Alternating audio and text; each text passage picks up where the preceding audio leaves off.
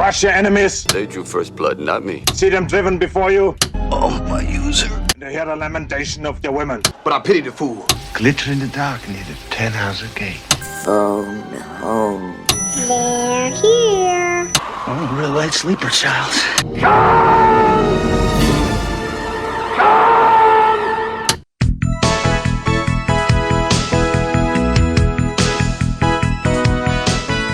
Welcome to Vintage Video, where we're rewatching the 80s so you don't have to. We'll be reviewing every major film release of the 1980s in chronological order, overanalyzing what you've seen and spoiling what you haven't. I'm Patrick O'Reilly. I'm Jesse Bayless. And I'm Richard Wells. And today we're discussing The Long Good Friday, released April 2nd, 1982. It was written by Barrie Keeffe, directed by John Mackenzie, and released by George Harrison's Handmade Films, which has been a good omen so far, that logo.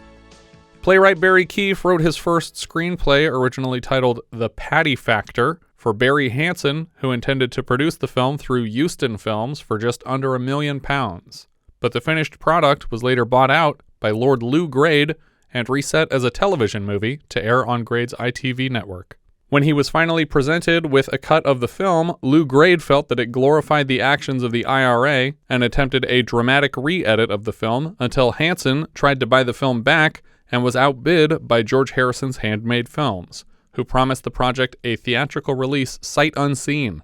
That's interesting, because the one thing that the one opinion I had about this movie was this feels so much like a TV movie. I thought that too, actually. Everything about it in terms of the cinematography and the music. Obviously the actors are good, but it just felt so TV. It did. It was TV. Yep. Harrison would later admit to some disappointment with the film's depiction of violence, but Handmade Films already had an established reputation for preserving the vision of filmmakers and didn't force any edits. Though some decision-makers behind the scenes were concerned with Hoskins' occasionally indecipherable Cockney slang, fearing it would confuse audiences, and all his dialogue was dubbed over by English actor David Dacre. In response, Hoskins threatened to sue, and a gathering of established actors, including Richard Burton, Sir Alec Guinness, and Warren Beatty, lent their support to presenting the true performance of this new artist, because this was his first feature film. I'm glad I wasn't the only one that thought it was indecipherable Yes. Cockney. But that's part of the charm. Is he's kind of a gangster. Is if you watch Tom Hardy in Legend. Yeah.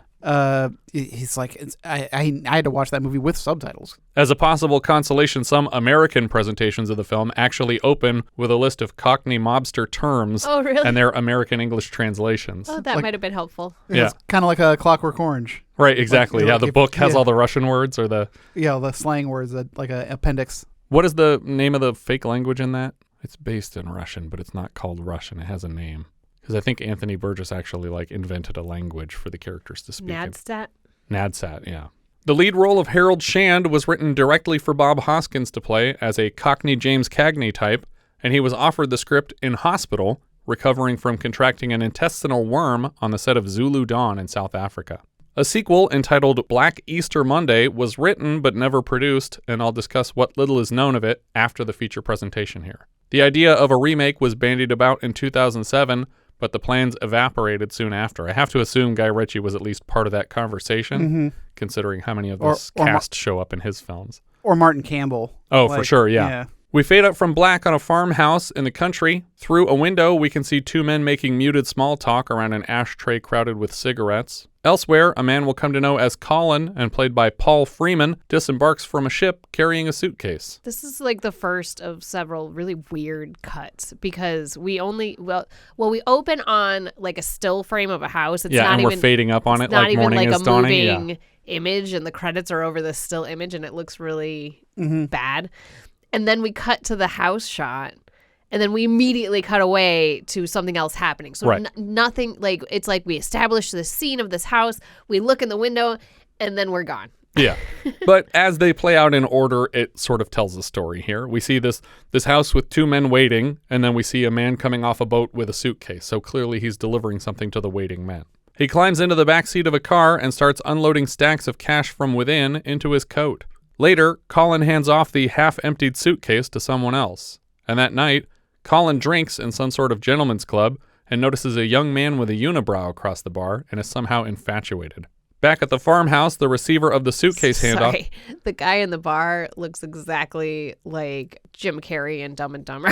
Okay. Because he's got that same dumb bowl cut, and he's just kind of looking dumb. He turns around, he's like, "No way!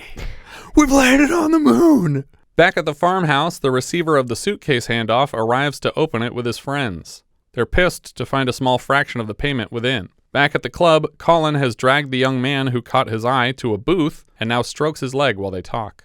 The men at the farmhouse count and recount the money to verify something is missing, but are interrupted by gunmen and throw their hands in the air to surrender. Colin's driver and the young man Colin met at the club are ambushed in the parking lot and killed on the way to their bodies being dumped off the road somewhere. Colin exits the club, confused by their sudden disappearance. We cut to 4 pallbearers loading a casket into a hearse, and then a widow follows in a second car. We'll learn later that this coffin contains the driver we just saw killed and dumped on the side of the road. Outside a cafe called Boulevard, a man named Jeffrey accepts a package from Councilman Harris on behalf of his boss Harold, who is supposedly arriving back in town this afternoon. So there's a Harris, a Harold, and then later an Errol. Yeah. And they say Harold and Errol in the exact same way. It's perfect. The package seems to be some kind of confidential blueprints, and Jeffrey promises to photocopy and return them in time for an upcoming conference. When his contact leaves, Jeff waves to his associate Razors across the street to bring the car around. Razors is played by P.H. Moriarty, and I called him Scarface for most of my notes on account of a deep gash down his face across his left eye. Just then, the funeral procession glides by, but the widow steps out of the car to spit in Jeffrey's face. Wait a minute! Razors observes this interaction and seems to make a mental note of it. At the airport, we see a British Airways Concorde taxiing, and we jump to Harold Shand, played by Bob Hoskins, walking through the airport interior under composer Francis Monkman's epic jazzy score. Yeah, he gets this grand entrance as he's like sauntering through the and the horns terminal. kick in behind him.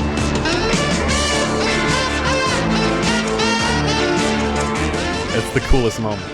Also, is this the first time we've seen a Concorde on the podcast? I know one of the airport movies was a Concorde, but we didn't cover that. They might have flown a Concorde over Hawaii at the beginning of When Time Ran Out. Yeah, I was going to say, I feel like we've mentioned the Concorde before. We've at least mentioned it. I don't remember if we've seen one yet. I got really excited. I had made a huge note about it. I was just like, a Concorde, nice. There it is. Harold is collected at the airport by Jeffrey, who presents him with the photocopied plans in the car. Harold asks if there were any problems while he was gone. Everything all right while I was away? Yeah. The new casino's gone through. We cut to Harold's docked yacht as his wife Victoria, played by Helen Mirren, and Harold's mother walk the gangplank to an arriving car. So this was a really ridiculous gangplank. And for the rest of the movie, they never use it. They just use a normal one. Right. It's really long. It's really long, and it goes up to the roof of the yacht, which seems like for his aged mother... Yeah, too much of a grade. Like she has to go walk all the way up to walk all the way down. But for the remainder of the movie, they use a gangway that's just at the level of the ship. Yeah, that makes more sense. And I don't understand why they needed this. They're figuring out as they went, I guess. Victoria plops her mother-in-law in the back seat and sends her off to church, wishing her a nice Easter. Back on the deck of the yacht, Victoria vents to Harold about her mother-in-law's obsession with religion and disapproval of her as Harold's second wife. From their vague conversation, we learn someone important is visiting London, and Victoria worries they should have met the man at Heathrow, but Harold thinks it's a power move to let the man come to them. The Yanks love snobbery. They really feel they've arrived in England if the upper classes treat them like shit. Gives them a sense of history. Victoria heads below deck to check on the catering for today's event. Across town, Harold's driver parks the car outside a church and waits for his mother to come out. Elsewhere, Colin leaps from a high dive into an indoor pool and then heads back toward the showers. He's observed and eventually followed by a young Pierce Brosnan. Back on the yacht, Harold's party's in full swing. He thanks Councilman Harris, the man who provided the plans they photocopied earlier, and then he turns to thank a lawman named Parky for straightening out the visiting Yanks' immigration papers. I can say Yank. That's our word. Is it a slur? I don't even know. I think, here's the funny thing. I think that all the British people think that Yank is a slur against Americans, and no American has ever cared about being called Yank. Well, the whole concept of the song Yankee Doodle Dandy was to make fun of Americans who like thought it was stylish to put feathers in our caps. Well, I think it was a song that was like supposed to be making fun of us, but we just we just embraced it. That just reminds me of a tweet where he's like, "See this feather I put in my hat? That's macaroni." It's like, yeah, that's great, dude. Are you okay? Like, we're all worried about you. But it was a reference to like a famous French style, not like the noodle. Barkie, you're not drinking. Harold, you know I only drink when I'm on duty. That's business, all right. Yeah, drizzle of complaints. Jeff is in charge of keeping the rest of Harold's boys on their best behavior, and he also has a planned route down the river to illustrate the scope of their plans for the city. Harold puts Jeff in charge of keeping Harris relatively sober, since he'll do a lot of the talking today. Victoria pops in to let them know the guest of honor has arrived. This is Charlie, played by Eddie Constantine, and Victoria rushes the man a champagne as he climbs aboard. Harold says a quick toast to the man, and Charlie introduces his attorney Tony before heading into the party to socialize. Back in the pool showers, Colin has quickly picked up on Pierce Brosnan's silent flirtations, and they are kissing in a shower stall until Pierce lives up to his name by stabbing the man deep in the chest and then tossing him to the tile floor. He's so cute, though. He is.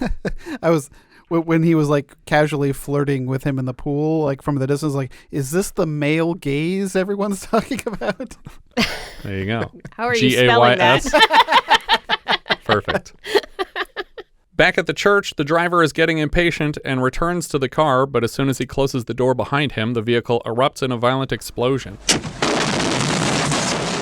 The juxtaposition of these citywide hits and Harold's grand illicit plans for the city is reminiscent of the Five Families War that ends the first Godfather film, as Michael Corleone officially steps into power. So I assumed for a lot of the movie that Harold was responsible for these killings, but that turns out not to be the case.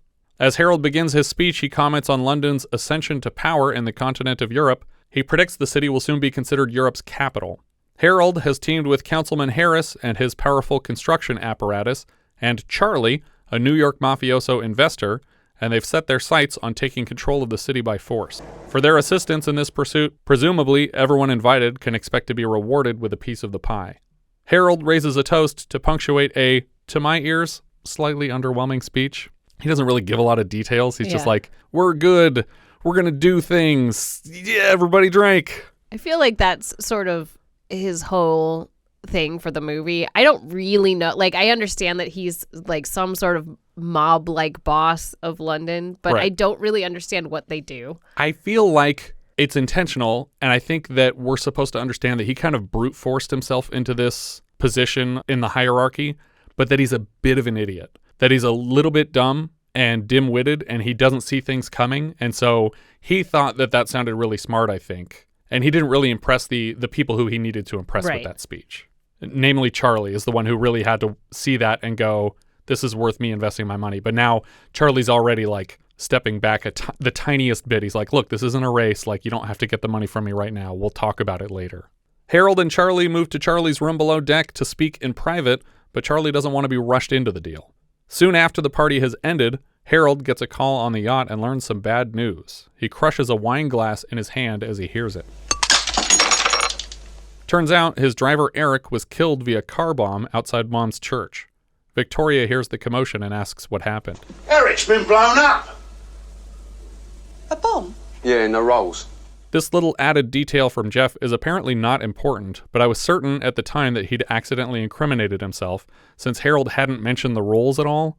But maybe that's the only car Eric drove. But I thought it was like, oh, how'd you know it was the Rolls? I didn't say it was the Rolls. Well, and I feel like this is possibly one of the first of many lead-ins. Yeah, little hints they're dropping. Mm-hmm.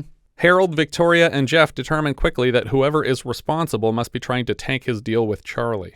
Harold's solution is to keep the attack under wraps by blaming an innocent accident until they figure out who's behind things before the investors start dropping like flies.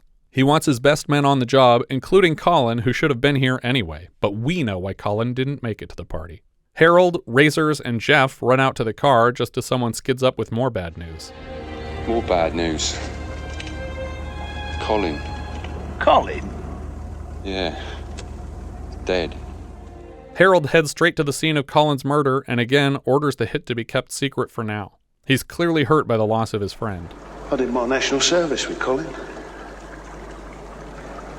We did 6 months in a glass house together. 2 kids of 18. 6 months. He put us right through it, the bastards. He tells a story of a time he got lost in snow one winter and Colin found him and saved his life. Harold is moved to tears and doesn't understand who is doing this to him. A club representative assures Harold that Colin's body will be discreetly transported. To keep it all incognito, they're going to collect the body in an ice cream van. Well, there's a lot of dignity in that, isn't there? Going out like a raspberry ripple. Supposedly Hoskins improvised this line. It was chalk ice in the script, and everybody's like, raspberry ripple's so much funnier. We have to go with that. Next, the team head to Harold's casino, the Mayfair, and when they tell the manager what happened to Colin, he asks if it's related to the bomb they found in the casino today, which nobody called him about. Yeah. His casino. Obviously, this is the first Harold's heard about it, and they lead him right to the open-faced bomb briefcase. He gets a lot closer than I would, without confirming several times that it's officially defused. Just like, oh, this is the bomb? Huh. I'm going to touch it with my nose. Look at that. Apparently, it's a dud, and a wire came loose. When Jeff comes in to explain the car bomb has been blamed on a gas leak, Harold asks again if there were any issues while he was out of town, but Jeff assures him that it was all business as usual. The score strikes a high-pitched note that I immediately mistook for the bomb reactivating itself, but I guess it was just a musical choice, and we cut to the boys driving along to their next destination. Harold meets with Parky at the docks where the exploded Rolls is being inspected. Parky is disturbed by how this could be making him look. Presumably, he's also concerned about being the next example these people make. They talk through the suspected parties, but nobody seems a good fit. Parky warns him to sort this thing out before the big-time local mafia find out, because once they involve themselves, it'll get much messier. Harold hands Parky the casino bomb, and this man is sufficiently frightened to be carrying it around. You riding around with a bleeding bomb? It's all right, it's been disconnected. Harold asks for the name of Parky's biggest grass, which is apparently a British term for an informant, and the man reluctantly coughs up the name Errol Brixton. Harold, for some reason, assumes the man can be shaken down for more information than he has stumbled across himself. Harold gets a ride to Errol's neighborhood. That is hard. Harold gets a ride to Errol's neighborhood and asks for his address from a black man working under a car. The man pretends not to know until Harold shows how serious he is by sending Razor to kick the jack out from under the car and nearly crushing the guy. Now the man is quick to cough up Errol's address. Number 33. Razor busts in with a gun drawn and finds Errol in bed with a woman. They press the gun into Errol's head and demand info, which should scare the woman more because the gun is almost always pointed straight through Errol's head into her face, but maybe she's just drugged up. She seems to be smiling for this whole scene. They drag Errol to the next room and then torture him for a bit, but he doesn't provide anything worthwhile. Razors reveals the inspiration of his nickname by lifting his shirt to reveal 65 inches of diagonal scar slices around his belly. When Errol declares complete ignorance of the situation, Razors drags a machete across the man's ass cheeks and draws a line of blood across them. So I feel like the nickname is a little unusual because he's showing that he's been sliced open as an example of why he's called Razors, but then he's like, oh, no, I do the cutting of people. But like, it just seems contradictory to be like, wait, are we calling you Razors because you cut people up or because you got cut up? I guess it's like Bullet Tooth Tony in Snatch. Did he have a bullet tooth? Yeah. But her problem is that this guy's nickname is it a reference to what was done to him or what he does to other people? Okay. But it could be both. Maybe they call him Razors as a joke because he's so shit at shaving his own belly that he keeps carving it open. Had to practice before I went to professional. Look how bad I am. My wife is a witch, and she stopped saying all the magical spells that make me good at shaving, so now I cut myself every day. Also, the devil wants 3 souls, so I don't have a reflection, and I keep cutting myself every day. That's a reference to 2 characters that we've covered on the podcast who cut themselves shaving often. Was one Richard Benjamin? One was Richard Benjamin from... God, what was that movie? His wife recently passed away, or the actress playing his wife recently passed away. Westworld? No, he wasn't shaving problems in Westworld. Olivia Hussey passed away. No, just before her. And Terry Garr? Terry Garr played his wife. What in the Witch's Brew. Witch's Brew, there you go. And then what was the other one where a guy wanted 3 souls, and so the person collecting them didn't have a reflection temporarily, and so cut himself shaving. Yeah, it's the, what's the name of that movie? The Devil and Max Devlin. That's right. Yeah. Trying to trick you into saying the Devil and Dean Devil. I had to think about it. Once he's at least aware of the people Harold is asking after, he mentions that Colin and Eric famously don't get along, but Harold informs him this information is useless because both men have been taken out by a mysterious third party. Errol sticks to his guns, and Harold orders another couple slashes at the man from razors, but they get no information.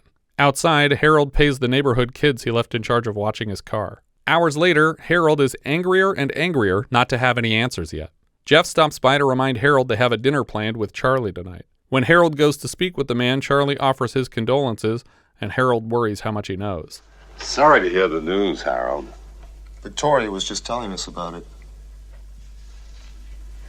Yes, well, she hasn't been well for a long time, has she, Harold? Poor mother. Don't worry. He's relieved to realize they're just, right. My mom was in shock from the explosion, so she's in the hospital. All they know is that she's in the hospital. Everybody piles into the cars to head to Harold's favorite pub. He bought it a couple years back. The cars are mere blocks from the Lion and Unicorn pub when the building explodes into the street. Harold runs to the door to help the staff and customers out of the burning building, and the manager explains the explosion came from upstairs, but luckily nobody was up there yet, because that's where this dinner was meant to take place. We've been 5 minutes earlier. Victoria returns to Charlie's car and blames another natural gas leak before leading Charlie to a second dinner option location. Harold stays in the building inspecting the damage, and the manager offers the first real clue to what's going on. He says a pair of Irish-looking men came in here weeks ago demanding protection money, but he thought it was a joke and sent them on their way.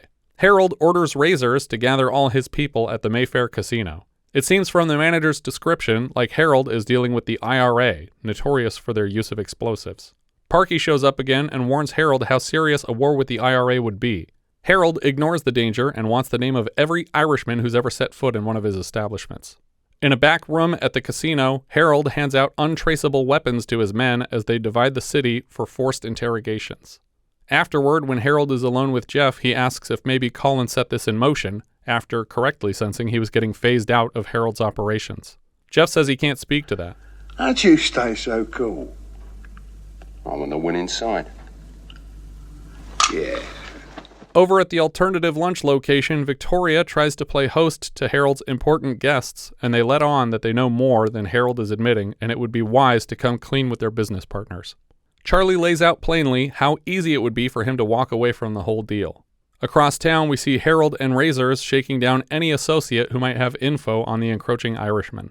Victoria assures Charlie that these attacks are the work of a jealous party missing out on their proposed partnership. Consulting with his attorney, Charlie gives them a day to sort the problems before he walks away.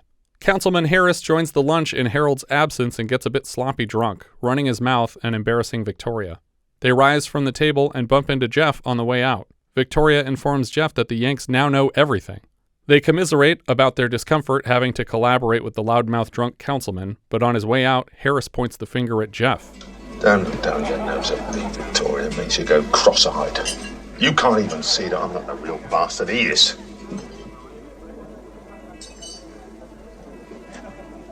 Aren't you?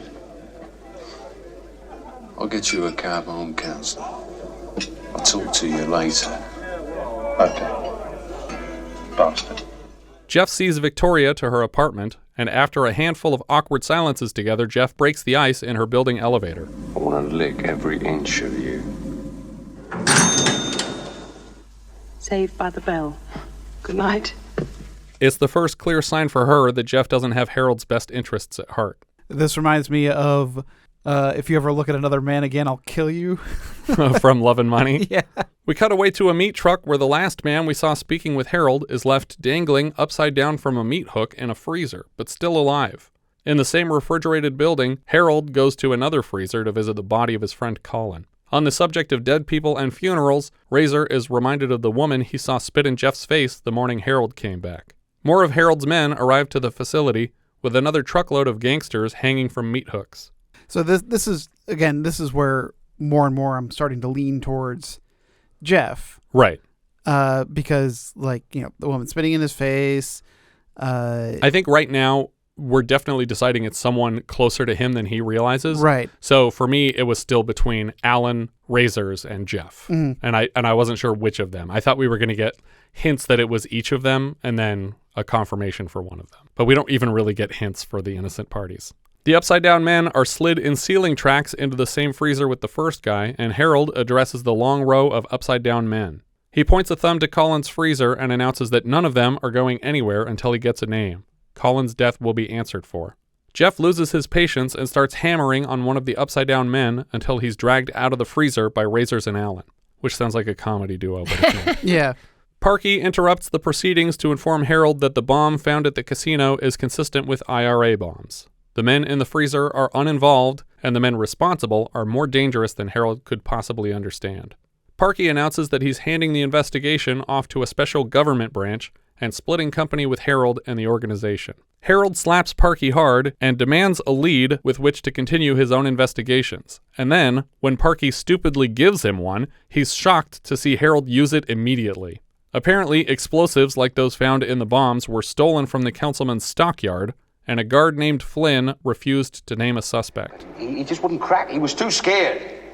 Helen, check out this geezer Flynn. Bring him in. Harold, you can't do that! Don't you ever tell me what I can or can't do. Before parting ways, Harold reminds Parkey that he's an employee, not a partner, and he can't unilaterally leave the organization. He orders the upside-down men released with $1,000 each payment for their troubles. Sorry. Here's a K, get out of here. That night, he heads to Victoria's apartment, and she confesses that Charlie and his attorney are fully up to speed. Harold reminds her how hard he's fought to keep this all under wraps, but she explains they had no choice. I had to tell them everything, or the deal would have been finished. He condescends to her a bit, and when she tries to head to bed, Harold shoves her forcefully down to the couch. Don't treat me like one of your thugs. But as soon as she's made her point, she turns away to sob, terrified. Even Harold is shocked at what he's done and apologizes. He blames his utter confusion about what's inspired the downfall of his entire master plan. It's clear that Victoria is mostly terrified that the next bomb will be for her. We cut now to a warehouse loaded with explosives in locked cages. I don't really understand why. I mean, I know that Harris does construction, but why do you have a warehouse full of bombs? For demolition. But they're each individually packaged in a cage? I get the impression he keeps them separated far enough apart that they wouldn't trigger each other in a chain of explosions. I don't think they're far enough apart. I don't think so either, but I think that is the point of having them in separate cages. It's they can't be individually activated and they shouldn't be setting each other off in a chain reaction. I thought that they were maybe Faraday cages to keep some kind of electromagnetism from setting them off, but they look just like chain link fence. I don't think there's a Bond villain trying to blow up the councilman's stockyard either. So I thought what was happening was we were zooming in and this whole building was going to go up. Like magnets, how do they work? The next morning, a woman pulls up to Harris's stockyard and finds the guard shack empty. A dog trapped inside runs out onto the street and follows the guard's scent to a door in a nearby alley. The woman follows the dog's lead and eventually finds the man in the second story of a warehouse beaten half to death. She screams at the sight of him, and a quick insert reveals to us that his hands have been nailed through his palms to the floor. One of Harold's men, Allen, is drawn to the screams and reports what happened. Turns out this wasn't even Harold's work, but someone in the room who knew Harold's interrogation plans must have acted to silence him. Victoria thinks over the implications and shares Harris's warning from the night before. He said that I got it all wrong, that Jeff was the real bastard.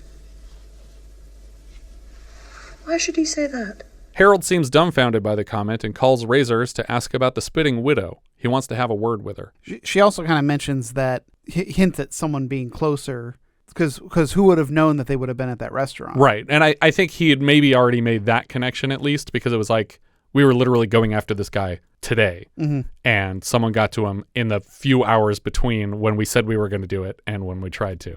We cut to a cemetery where the spitting woman leaves flowers on her husband's grave until Harold approaches her. Mrs. Benson? You're a bastard, Harold Shand. A vicious bastard. You deserted him and left him to die in a stinking ditch, and you didn't have the decency to get it done! Mrs. Benson's children run to comfort their mother. Harold was totally unaware of what happened to her husband on account of his trip to New York to connect with Charlie. He asks where her husband died, and she says he was in Belfast making a delivery on Harold's order. We're learning for the first time here that the widow's husband was Colin's driver from the suitcase payoff at the start of the film. She confirms for Harold that Jeff ordered the job in his absence, and she hasn't been looked after at all since her husband's death. Harold promises to make things as right as he can, including a proper headstone for her husband. They must have shot this scene quite a few times. Yeah. Because Hoskins' face is so beet red from this direct sunshine that they're in. Yeah. Like, because they're out, it's a beautiful, bright, sunny day, and the sun is right on his face when he's talking to her, and he is just red. Back on his yacht, Harold pours himself a drink in his office. Jeff arrives soon after him. Harold tosses Jeff the bottle to join him in a drink and thinks back on their ride home from the airport. He reminds Jeff that things had gone smoothly in Harold's absence, and he never mentioned this unauthorized Belfast trip going sideways. Jeff explains that Colin was delivering cash for Councilman Harris to Belfast, and since he can't drive, he employed Mr. Benson as a chauffeur. Harris was being pressured by a collection of Irish workers to pay a protection fee, or to see his work violently suspended. Harris reached out to Jeff to assist in the payoff, and without consulting Harold, Jeff approved. I don't approve of my men delivering funds for the IRA. He had no choice. He has to do what they ask. Otherwise his buildings don't get built. That's why he never has a strike. That's why we use Harris. Jesus Christ! Harold guesses correctly that Colin couldn't help but intercept a portion of the payment en route. Turns out he only took $5,000 from the pot, but the same night, a hit squad showed up to liquidate the top 3 Belfast men right as they were counting out the payment. And naturally, Colin was suspected of orchestrating the hit himself and taking the whole lump sum. And in turn, Colin was presumed to have been acting on Harold's orders, hence all the recent violence. Jeff is hardly apologetic for having kept this secret for so long. Harold blames Jeff for the guard nailed to the floor and leaps to his throat, strangling him in his seat. Now look, you are straight. Fucking Judas. Didn't do nothing. Maybe you didn't nail the geezer, but it's down to you all the same, isn't it? What have you to do with me? Don't lie to me, boy. I can smell your lies and I can smell something else and all. I can smell your greed and ambition. And something disgusting like betrayal. Jeff blames fear for his life, but Harold still doesn't grasp the force he's up against. Jeff tries to illustrate the catastrophic mismatch of one man going up against the massive IRA force. He points out that even the British military are losing to them, but Harold doesn't want to hear it. When Jeff can't hold his tongue, he eventually drives Harold over the edge. He bashes a bottle over Jeff's head and then jabs it repeatedly into his neck, loosing a small geyser of blood on his office floor.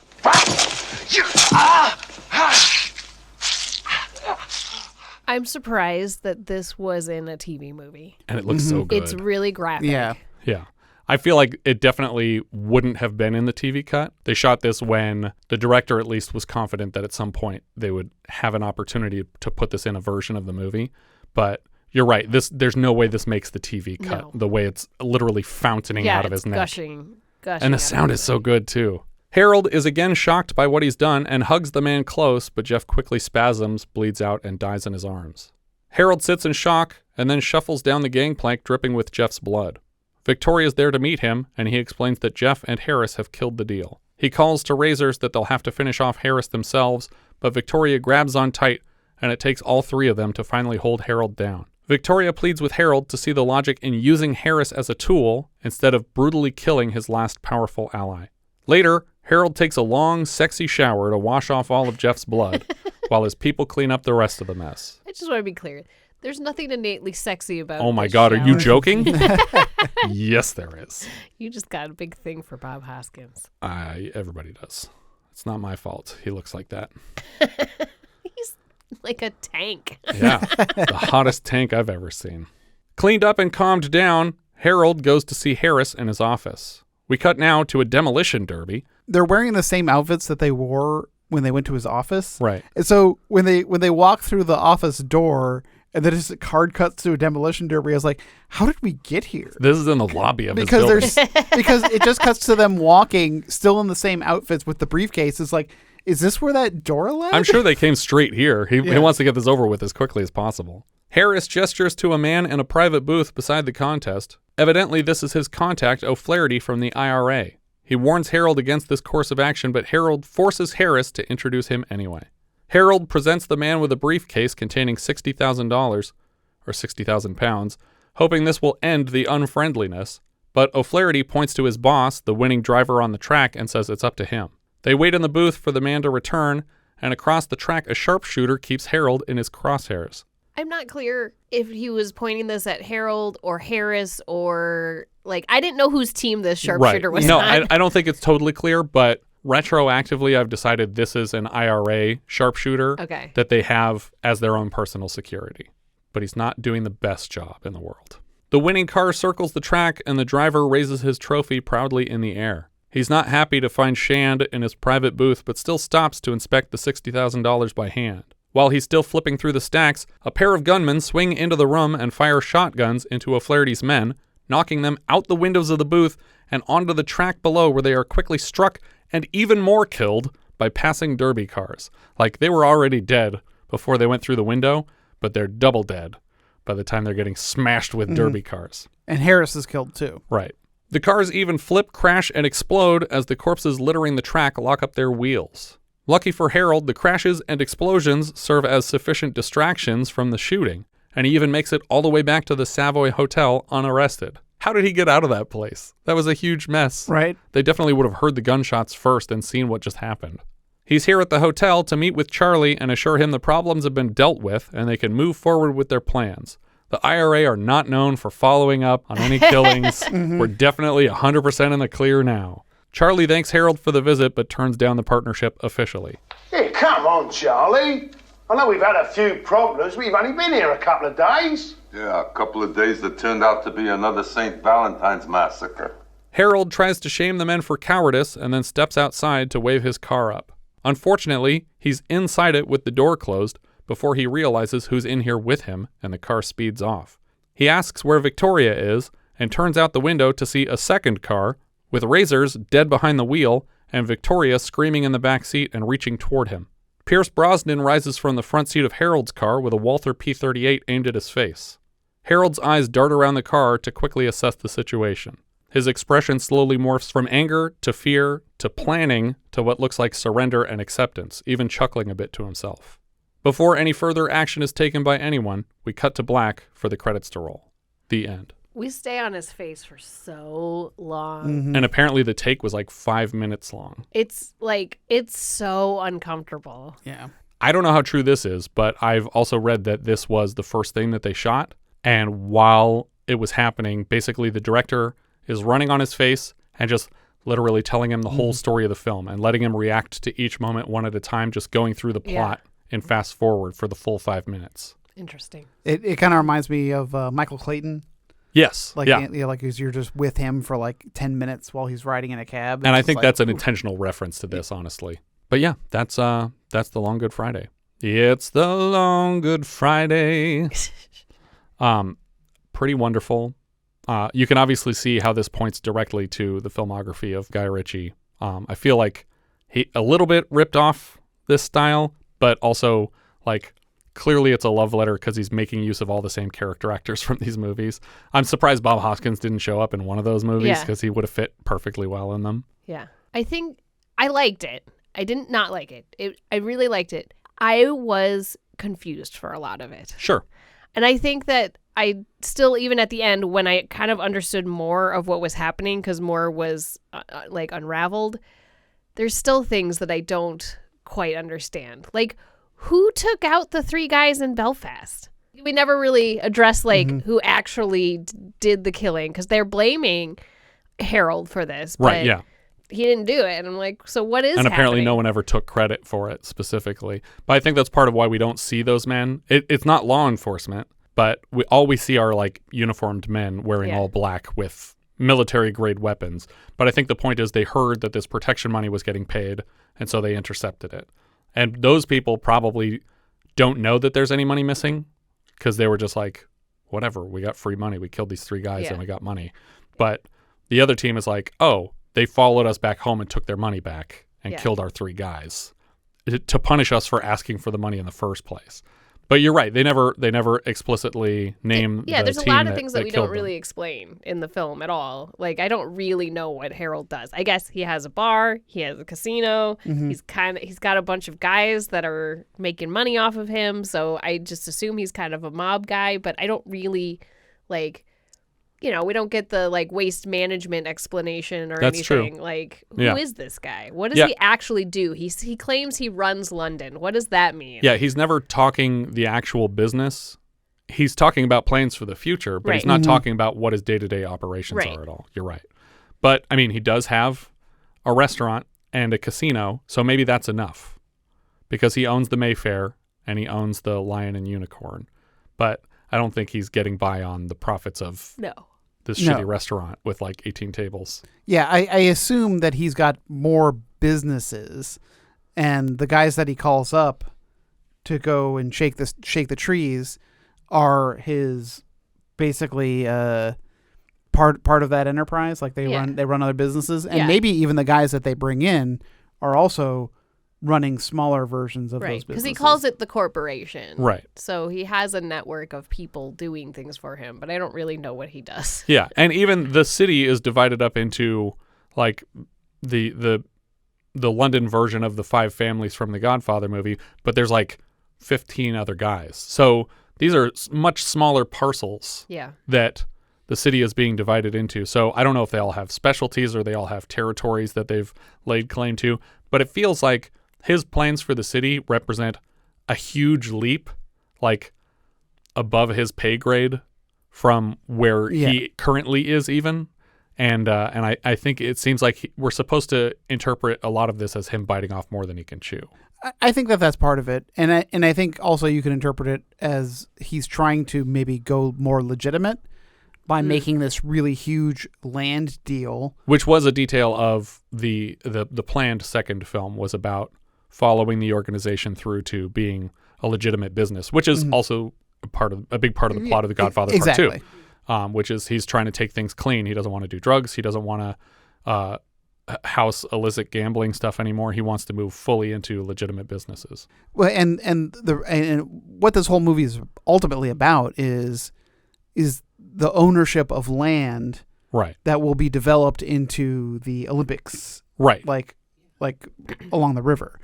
So, which is a huge investment. Because a huge waste of money. Right. Yes, that too. Well, it depends.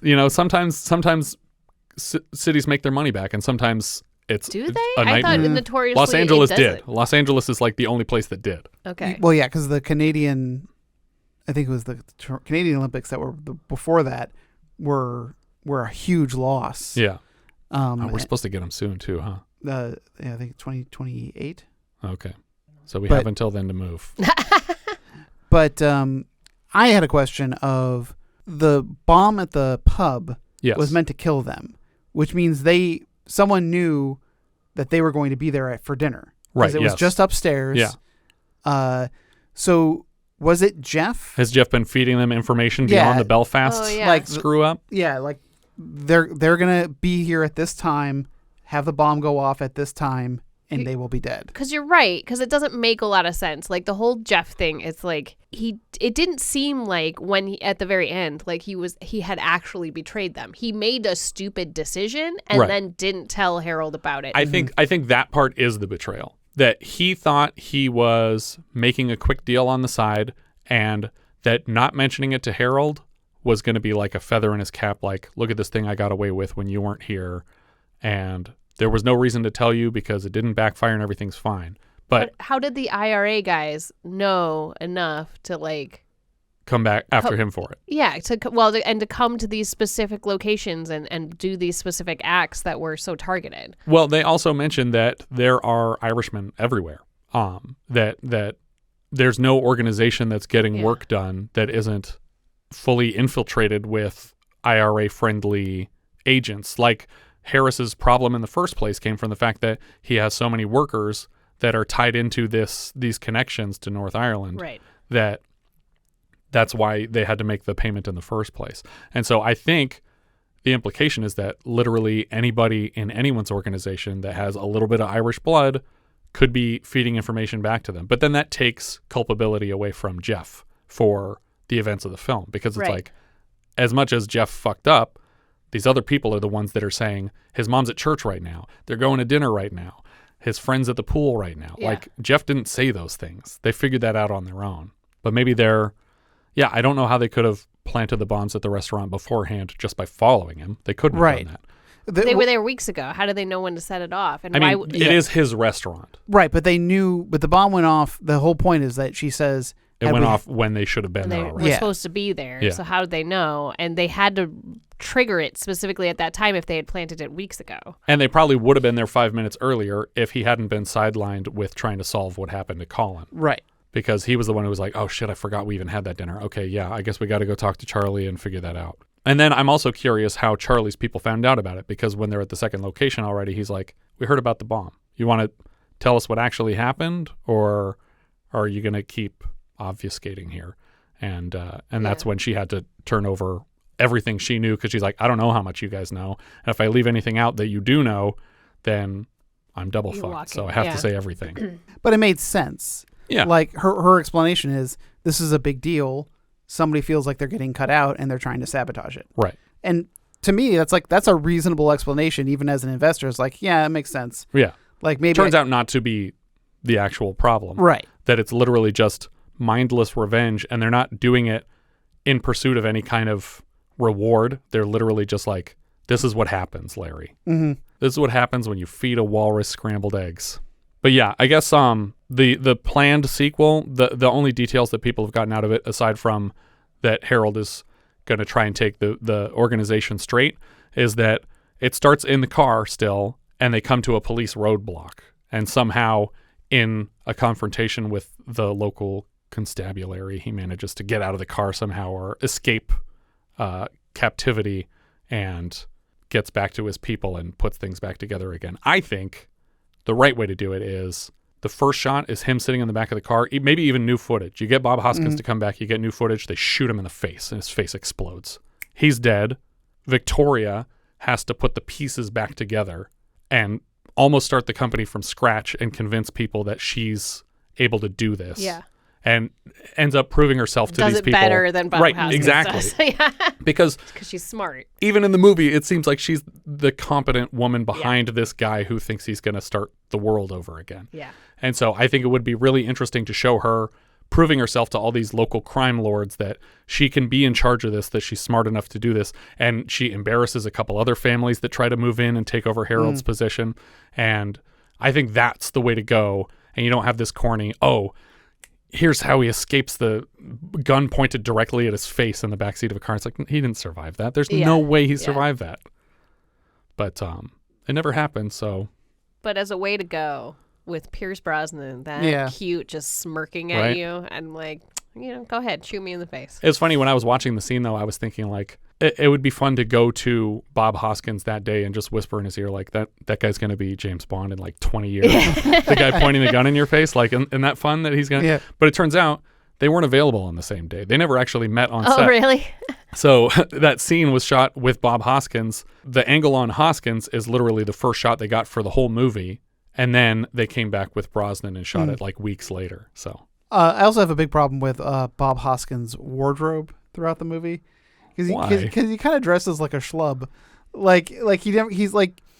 he never dresses like he's like a crime boss. Like when he's out at the funeral, he's wearing just like a windbreaker. I feel like you can't be picky when you're the shape of Magilla Gorilla. You just have to wear the clothes that they have. But that's I mean, I guess maybe that lays into the fact that he shouldn't be running things because right. But I think that's also feeds into his character, that he's like, he wants to be this upper echelon guy, but he's not really there, and he doesn't have a firm grasp on what these people wear and how these people talk to each other. I think that feeds into the whole like Cockney accent too, is that like that's supposed to be a little bit grating in terms of like the high society that he's considering himself a part of now. Yeah. But yeah, he does look a little silly in a couple places, but I always just think he looks so cool because I have no sense of style either. So perfect. But yeah, I would say this is a thumbs up for me. Yeah, I enjoyed the movie. It's a thumbs up. Yeah, it's a thumbs up. It left me wanting more, and in a good way. Yeah, and it was such a launch pad for him that he, I mean, he had some time off, a significant time off after this film, but it fed into a lot of important roles for him moving forward, and obviously then, he hopped the pond and did some bigger blockbuster titles in America, and he's pretty much beloved by everybody at this point. Yeah. I also read that somewhere late in production that they were clearing the set and they found this old dusty lamp and they rubbed it and a genie came out. and they only had time to make one wish. And at the same time, Bob Hoskins and Helen Mirren both said, we just want to get sexier every day for the rest of our lives. And everyone else is like, what the fuck? That was our only wish. And they're like, too bad. And so they just got continuously sexier for the rest of their lives. And it's not fair to anyone. They could have solved world hunger, but it was worth it, I think, honestly. You're an idiot. But they're gorgeous. Like, he was gorgeous right up until the end. I mean, it's been, what, a decade now? Mm. And she's still, you know, a heart stopper. I guess the last time I saw her was in Fast and the Furious. Oh, yeah, I was going to say that or Shazam. Was she in Shazam too? I can't remember. I don't know if I saw the second one, actually. I'm sure we'll get to it. I think there's a part for that. What are we thinking Letterboxd for these? Oh, sorry, did everyone say their thumbs? It's a thumbs up for me. Okay. If I didn't say. It is a thumbs up. Yeah. So I have it at number 14 out of 53. It is below Barbarossa and above The Border. I also have it at 14. Good choice. But mine is under Evil Under the Sun. That took me a second to say because I was like, at least you avoided the word Tuscan. Shut up. But also above The Border. Okay. I have it in 13th, which is just under Death Trap and just above Out of the Blue, which is just above Quest for Fire, which is just above The Border. Hey, it's better than The Border. Our director here was John Mackenzie. Other than this, the only other credit I recognized was directing Paul McCartney's video for Take It Away, but he also reunites with Hoskins for the 83 film Beyond the Limit. The writer here was Barrie Keeffe. Nothing else I recognized. I guess he's what was a playwright up until this. This was like his first major script, and it did really well for him. The music here came from Francis Monkman. This is his first composer credit. He has synthesizer credits in Empire Strikes Back and Raiders, and he composed stock music used in 1980's The Great Skycopter Rescue, which we'll cover with a minisode eventually. I know you're all waiting for The Great Skycopter Rescue. Cinematographer Phil Mayhew. We've seen his work previously on the show for Omen 3: The Final Conflict, and he's back later for Beyond the Limit, Morons from Outer Space, Highlander 2: The Quickening, GoldenEye, The Saint, The Mask of Zorro, Entrapment, Bicentennial Man, Casino Royale, Smurfs 1 and 2, and the SpongeBob movie Sponge Out of Water. The editor was Mike Taylor. He previously cut Quadrophenia. Paul Freeman played Colin. He's the top billing for this. Interesting. I guess he was the biggest name at the time. I don't know if it's going by billing order. I think it's is it by appearance? I think it's by appearance. Yeah, by appearance. But they show the guys in the country house first. Yeah, but they don't have speaking roles. I guess kind of neither does Paul Freeman, really. That's true. Paul Freeman plays Colin. We've seen him now in The Dogs of War and Raiders. Later, he's in Ace's Iron Eagle 3. He's Ivan Ooze, villain of the Mighty Morphin Power Rangers film. He's also Reverend Philip Shooter in Hot Fuzz and Goldsmith in Double Team with Van Damme and Dennis Rodman. I saw that in theaters for some reason. Leo Dolan played Phil. Didn't recognize many other credits from him. Kevin McNally played Irish Youth. He was HMS Ranger crewman in The Spy Who Loved Me. He's Paul in Sliding Doors, Hass in Entrapment. He's definitely most recognizable to American filmgoers as Joshua Gibbs, the loyal first mate of Captain Jack Sparrow on the Black Pearl in the Pirates of the Caribbean films. He's the guy who's like, The ship! We're on the ship! It's got the big mutton chop. Yeah, exactly. Yeah.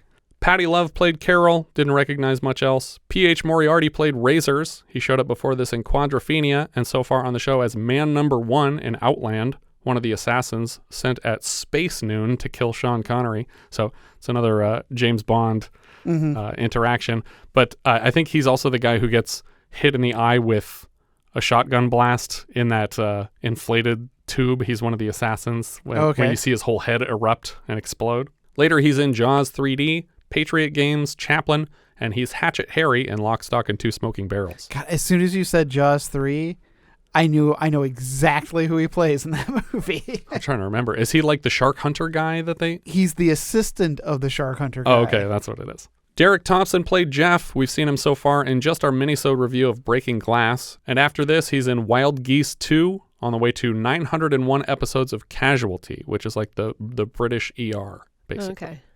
I think he's still on it. I think he's actively a member of the cast. Brian Marshall played Harris. Before this, he's in Alfie, Quatermass in the Pit, The Spy Who Loved Me, and after this, he shows up in BMX Bandits and the 1989 Dolph Lundgren Punisher film.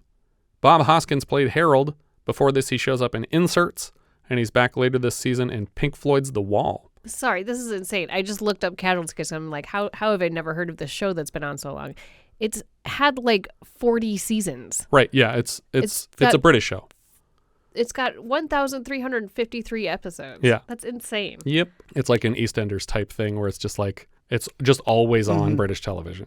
Bob Hoskins played Harold. Before this, he shows up in Inserts, and he's back later this season in Pink Floyd's The Wall. Later, he has credits in Lassiter, Cotton Club, Brazil, Who Framed Roger Rabbit, Mermaids, Shattered, Hook, Super Mario Brothers, and Nixon. We've also talked about his role in the original Pennies from Heaven miniseries, adapted into the 1981 film. Helen Mirren played Victoria. It's pretty well documented that in the shooting script, the Victoria character was practically set dressing, and Mirren kept pushing them to add more for her to do, all to the improvement of the film, I'd say. Absolutely. Yeah. She was in Oh Lucky Man with Malcolm McDowell, and they later reunited for Caligula. We've seen her since then in The Fiendish Plot of Dr. Fu Manchu and Excalibur. Later, she shows up in 2010, The Year We Make Contact, as the voice of the Queen in The Prince of Egypt. She's Mrs. Tingle in Teaching Mrs. Tingle. She's the voice of Deep Thought in Hitchhiker's Guide. She's played Elizabeth I in Elizabeth I miniseries, and the Queen in The Queen. She took over the role of Hobson from her Caligula co-star John Gielgud for the 2011 Arthur remake. I've never seen the film, but I actually own it. A film called Last Orders. Oh yeah, I was going to get to that. Yeah. Oh, okay. More recently, she appears in the Fast and Furious universe as the mother of Jason Statham's Deckard Shaw character. Of course, Jason Statham is a regular character in the filmography of Guy Ritchie stuff. She appears opposite Harrison Ford in Taylor Sheridan's miniseries 1923. She also recently voiced the narrator for Barbie, the Barbie movie. And she was reunited with Hoskins for 2001's Last Orders. Also in 2014, after his passing, she wrote his obituary for The Guardian. Was there more you were going to say about the Last Orders? Well, no, just that it's because it's her, Bob Hoskins, Michael Caine, David Hemmings. It's like a who's who of like famous British. Yeah. Apparently, Michael Caine saw this movie and was so obsessed with Bob Hoskins' performance that he was like, I want to work with that director. I want to work with that actor a bunch of times. And so they have a bunch of overlaps. Yeah, because Bob Hoskins and Michael Caine are both in Mona Lisa. Right. But that's Neil Jordan is the director of that. But that was his Oscar nomination or win? Hoskins for Mona Lisa. Nominated for lead actor. Okay. Charles Cork played Eric. He exploded outside the church. We saw him last as a warder in McVicker and a driver in Venom. Later, he shows up in Lock, Stock's TV series, and he was an MC in Snatch. He's also credited as Barfly in V for Vendetta. Olivier Pierre played Chef. We saw him last in Victor Victoria, and he's back this season in Firefox. Pierce Brosnan was First Irishman. We saw him last in a very small role for The Mirror Cracked, but this is actually his first theatrical release because this opened overseas first, and then it took until '82 to come to America. Brosnan made a name for himself across 94 episodes of Remington Steele in the lead role and later appearances in The Lawnmower Man and Mrs. Doubtfire, on the way to most likely his most famous as the fourth canon James Bond, taking over after Timothy Dalton's outings. He also shows up in Mars Attacks, Dante's Peak, Mamma Mia, Percy Jackson and the Olympians, The Lightning Thief, The World's End, and more recently as Dr. Fate in Black Adam. Dara O'Malley played Second Irishman. He shows up later in With Nail and I and Cutthroat Island. Dave King played Parky. He's also a police inspector with Bob Hoskins in the Pennies from Heaven miniseries. We also saw him last as Alan Benson in Reds. Carl Howman played David. He's probably best known for a 146-episode run on EastEnders. Brian Hall played Alan. Before this, he's in The Land That Time Forgot and Voyage of the Damned, and we saw him last as Terry Stokes in McVicker. I think he was like a jerk, but then he was also the only friend of like the mentally handicapped guy who we're supposed to feel bad for at the beginning, and then it turns out he like molested a bunch of kids or something. Yeah. It keeps like, oh, you're toying with my emotions. Alan Ford played Jack. We've seen him now in An American Werewolf in London and Venom. Later he's in Chaplin, but most famously to me, he narrated Lock, Stock, and Two Smoking Barrels, and then he returns as Bricktop, the big bad of Guy Ritchie's Snatch. He's the one who feeds everybody to pigs. He also shows up in 26 episodes of EastEnders, which I imagine is sort of like the British Law and Order. Not that it has anything to do with police, but because it's just like literally every actor has played 5 parts on it.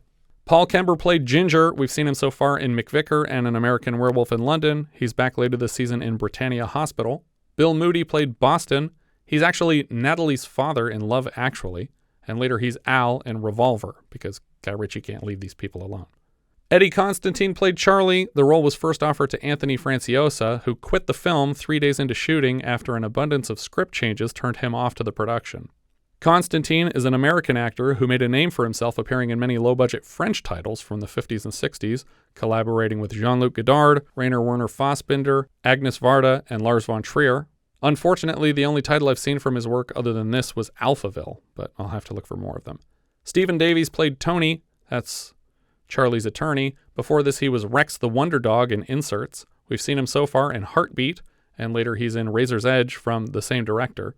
And the title, Razor's Edge, has the name of a character in this movie. Not Edge. Not a member of U2. Later, he's Fred Pratt in The Secret World of Alex Mack. One episode, he plays Fred Pratt. I don't recall that character. Don't either. Bruce Alexander, that's our next podcast, by the way. Oh, The Secret World of Alex Mack. Nice. Bruce Alexander played Mac. He reunites with Pierce Brosnan in Tomorrow Never Dies. He's Superintendent Mullet in 42 episodes of A Touch of Frost, and he was Mr. Parker in 9 episodes of Gentleman Jack. Nigel Humphreys played Dave. We saw him last as Bryan in Breaking Glass. Pauline Melville played Dora. She's Mrs. Tall in the 67 Far From the Madding Crowd. She's back this season for Britannia Hospital. Much later, she was Wise Rita in an episode of Ghost Rider. Trevor Laird played Boy Under Car. That's the guy that they kick the jack out from under it. Recently, he was credited as Asthma Man in Cruella, which is the 101 Dalmatians prequel with, what's her name? Emma Stone. Emma Stone, there you go. And he also plays the character of Denbo in 3 episodes of Ted Lasso. Paul Barber played Errol. He's credited as Horse in The Full Monty, and he returns to that role for 8 episodes of a 2023 miniseries that I'd heard nothing about. Apparently they did a reboot sequel to the Full Monty film. Dexter Fletcher plays another one of the kids that's guarding the car. I think he's the one that gets the most talking time with Bob Hoskins. Before this, he was Babyface in Bugsy Malone, and he was Bites Boy in The Elephant Man. That's like the kid who works with the circus owner that's dragging the Elephant Man around the city. Later, he shows up in The Man Who Knew Too Little, Lock, Stock, and Two Smoking Barrels, Layer Cake, Kick-Ass, and Sherlock Gnomes. But he's better known now for his work behind the camera as the director of Eddie the Eagle and Elton John's biopic Rocket Man. I think he also took over directing the Bohemian Rhapsody movie because Bryan Singer was taken off of the film. And so I think, unless Singer retained credit, I think he might also be the credited director of that film. Michael Ryan played Waiter Ricardo. He's Agent Hill on The X-Files and Tom Rogan in the OG Stephen King's It miniseries. He was also Alien Ray Rigel in MacGyver episode The Visitor. There's an episode with aliens, guys. There's an episode with Bigfoot and aliens and Bigfoot. Gillian Tailforth played Sherry. Her sister Kim was cast in the role, but she couldn't make it to set on time, so her sister took over, which eventually got Gillian cast on EastEnders, in which she would continue to appear for 2,198 episodes from 1985 to the present again. That's crazy. It literally says that her most recent episode aired in 2025. Roy Allen played Captain Death. He reunites with Pierce Brosnan in 1987's The Fourth Protocol. George Coulouris plays Gus. He's Walter Parks Thatcher in Citizen Kane and Dr. Constantine in Murder on the Orient Express. We saw him last as Dr. Chital in Papillon. This was his last film role. Terry Forrestal played Victim at Meat Factory. Before this, he's in Moonraker, and we've seen him now in Flash Gordon. Later, he's a running trooper in Brazil and Chief Engineer Bell in Titanic, which you just watched. I'm seeing now that IMDb has Meat Factory. M-E-E-T. Yeah. Very strange. I guess because they're all meeting there. But who is the victim at the meat factory? Because the guy that's in the freezer is the husband. Yeah. So I wouldn't think that that's how you would... Wait, the guy who's in the freezer is the husband? No, the guy who's in the freezer is Colin. Colin, yeah. Oh, right. It is Colin. Yeah. Sorry, it's not the husband, because the husband was buried. I would say the victim at the meat factory is all the cows, right? They're the ones who didn't get a check for $1,000. But there's several other victims victims at Meat Factory that are credited here. Oh, okay. So it must just be the people hanging upside down. When you just mean guys hanging from meat hooks, Yeah, I not guess. dead. But they're pretty busted up. But yeah, that's true. Jill Goldston played another boat party guest. We've seen her now in Saturn III, Elephant Man, Flash Gordon, Monster Club, Reds, and Victor Victoria. So everything that's shot over there. I think that's everything for The Long Good Friday. If you have any thoughts you'd like to share, you can find all our socials at linktree/vintagevideopod. If you enjoy what we're doing, consider giving us a review on iTunes. I don't believe it helps visibility, but it's good for morale. And if you really like the show, maybe you should join our Patreon campaign at patreon.com/vintagevideopodcast for access to all our monthly 70s reviews and a hand in choosing next month's film. Patrons are currently choosing between, I don't know how to say this one, Boss N-Word. The title is just the word, but I'm not going to say that word. Jack Arnold's blaxploitation western about a pair of African-American bounty hunters who rescue a woman from an outlaw in a town in need of a sheriff. It stars Fred Williamson, Derville Martin, R.G. Armstrong, and William Smith. The Flying Guillotine, Ho Meng Hua's martial arts actioner about an assassin wielding a throwing weapon which beheads its victims, who is turned on by his handlers and forced to kill in self-defense. It stars Chen Quan Tai, Feng Ku, and Hung Wai. I can just see you reading that with the wrong inflection. He's turned on by his attack. Yeah. Perfect. Have you seen that, by the way, The Flying Guillotine? I have not. So the way it works, it's kind of like... Like Rygar? It's like a beekeeping net that, you know, how they have like a hat and then a net that hangs down in front of their face? Okay. But around the neck is a bunch of razor blades. So he frisbees it, it lands on the top of their head, the net falls down, and then he swings it back, and the blades spin around and cut their head off and pulls the head back to him. It's really great. The Four Musketeers, Milady's Revenge, Richard Lester's swashbuckler sequel on the continuing adventures of the Musketeers of Alexander Dumas's beloved 1844 novel. It stars Oliver Reed, Raquel Welch, Richard Chamberlain, Michael York, Christopher Lee, Faye Dunaway, and Charlton Heston. Mahler, Ken Russell's biopic on composer Gustav Mahler. It stars Robert Powell, Georgina Hale, and Lee Montague. Report to the Commissioner, Milton Katsilas' crime drama, adapted from John Mill's novel of the same name, about a rookie cop who accidentally shoots an undercover female officer and the department's efforts to sweep their mistake under the rug. It stars Michael Moriarty, Yaphet Kotto, Susan Blakely, and Hector Elizondo. Shampoo, Hal Ashby's comedy film about a promiscuous hairdresser juggling multiple girlfriends. It stars Warren Beatty, Julie Christie, Goldie Hawn, Lee Grant, and Jack Warden. The Stepford Wives, Brian Forbes' psychological thriller from a William Goldman novel about a town populated with suspiciously subservient wives. It stars Catherine Ross, Paula Prentice, Peter Masterson, Nanette Newman, and Tina Louise. The Strongest Man in the World, Vincent McAvee's Disney sci-fi comedy about a group of kids who discover a chemical they can consume to grant themselves temporary superpowers. It stars Kurt Russell, Joe Flynn, Eve Arden, Cesar Romero, and Phil Silvers, and W.W. and the Dixie Dance Kings, John G. Avildsen's Southern comedy about a charismatic bank robber who joins forces with a country music band and even enlists them to rob banks with him. It stars Burt Reynolds, Connie Van Dyke, Jerry Reed, Ned Beatty, and Art Carney for a 50th anniversary review next month. Thank you so much for listening, and I hope you'll join us next time when we'll be discussing Pandemonium, which IMDb describes like so.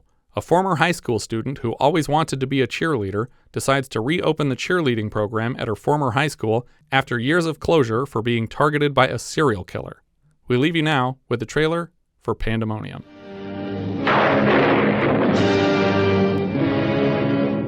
Never before has one motion picture dared to bring to the screen. Which way to the cheerleader camp? Pandemonium!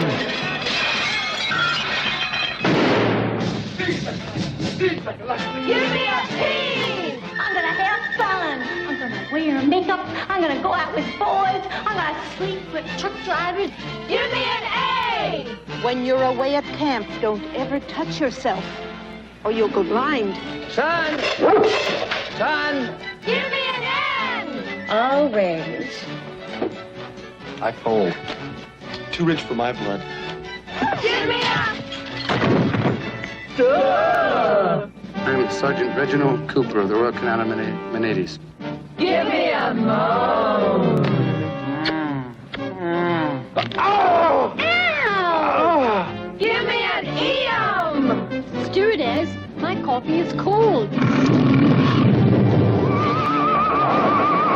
This is Pandemonium. This is the incredible story of the night. All heck broke loose. Easy, Bob. Easy, Bob. Easy, Bob. Okay, Warden. Into the gas chamber. Oh, no. Yeah. Step right in. Listen, here at the House of Bad Pies, we got everything. Could I have the Three Stooges pie, please?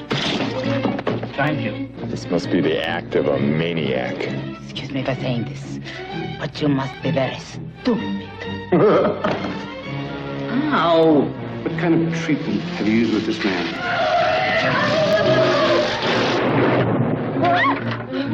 You are frightened of the night?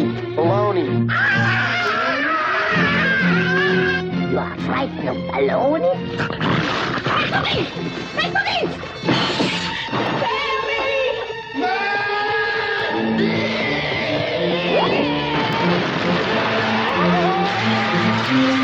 This motion picture by any other name would still be Pandemonium!